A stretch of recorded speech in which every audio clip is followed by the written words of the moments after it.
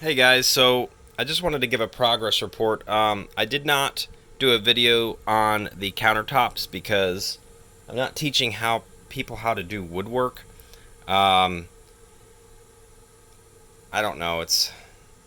I'm not I'm not a professional woodworker, so I don't want to give the wrong advice or anything.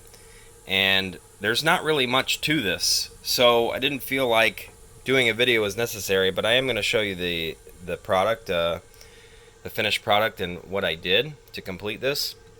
So, my wife wanted this to be a thick countertop to be level with the stove. And what I had to do was I used two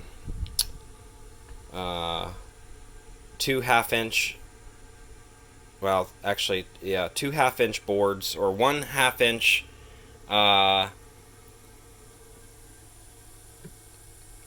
finished pine. I just wrapped the top of it, going all the way around in like a template.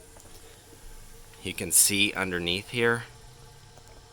Actually, that's 3/4. Sorry, so 3/4 inch pine, and then on top of that, I did half-inch birch, which is the same thing I'm using here for the closet, and that gave me the exact measurement that we were looking for. So.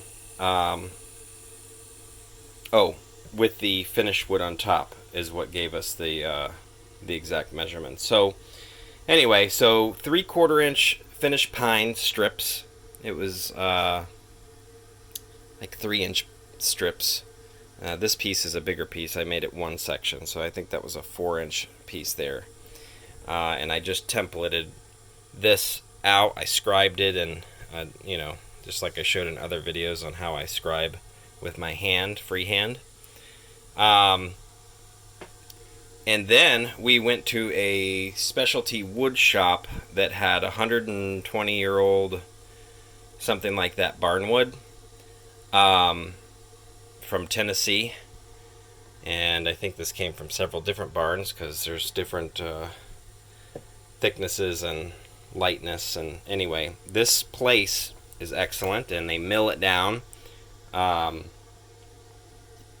into really small sheets like veneer, you can see.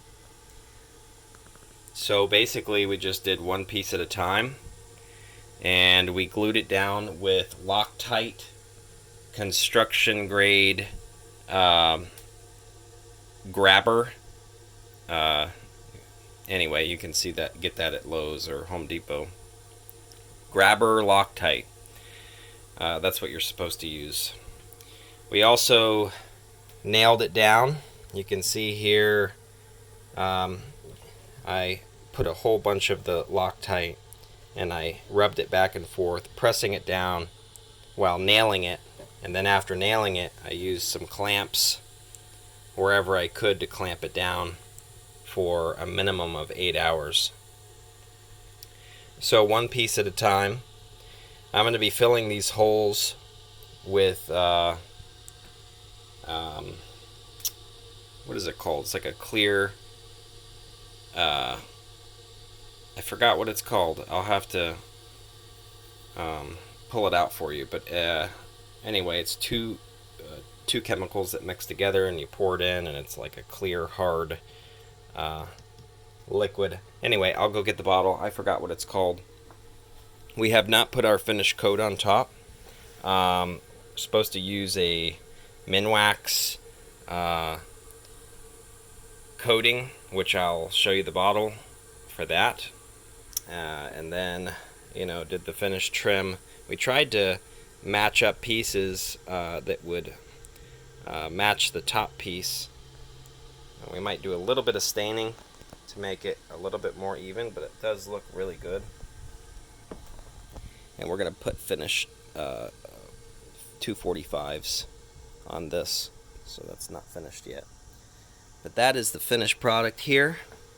And for the sink, we had a company come out with a laser machine, and it sat right here, and it plotted this whole area, and they took it back and we went and picked out our piece of quartz, and they cut it, and we installed it. It's pretty much used clear silicone on the edges all the way around, and then me and my wife put it on and then installed the sink. Is really not much to it. Again, I don't want to be making videos that's done 1,000 times on YouTube already. I mean, this is pretty basic stuff here, just lifting it in and putting it down, and then lifting up the sink and putting in the brackets that the company put in for us. I mean, not much to it. So anyway, sink was on Amazon. It is, I can't even really say that, but that's what the sink brand is. And then the plumbing underneath, which I just finished. It's a HEPVO valve, just like I showed you in the gray water tank underneath the shower. It's the same thing. It's a trapless trap using like a balloon type of thing in here that lets water out but not back in, and prevents smell or whatever coming back up. And that goes down into the freshwater tank. I zip tied up all my lines there, which look good. It's all nice and even, and I recut all the wires to make it all nice and even and straight. And we have running water. So that's great. To the right of the cabinet, I went ahead and finished. We don't have knobs yet, so I have to open a couple things so I can open this up. So this is the finished product on the right here. This is obviously going to be painted and then finished on the front there. But this has some hinges we found at a wood store. And it allows us to be flush with the wall the way it opens. And if you remember me showing you what we made over here, I haven't screwed in the fan PWM controller there yet. And then I built this little slider, which has some drawers on top, which is really great. And that's pretty much it. There's actually room. We're going to put another drawer right here, not a slider, but just something we can stick in there, and then you can see that's where the fan is. And it's a quiet shut closing mechanism, and it's all pretty much done. If you have any specific questions, I would be glad to answer it. Oh, I'm working on this trim today. I'll be putting this finished trim on. But that's pretty much it. This is a wrap here. And I will show you in the next videos what we're doing next with the closet door. And I haven't showed you guys this yet, but the trim pieces here for the right I'm working on right now. And then we have to finish the shower and my desk and a couple other odds and ends. We're going to pick up our bed today, which is a custom size to this wall because I'm 6'1" plus. My wife's really tiny, so she's going to sleep here.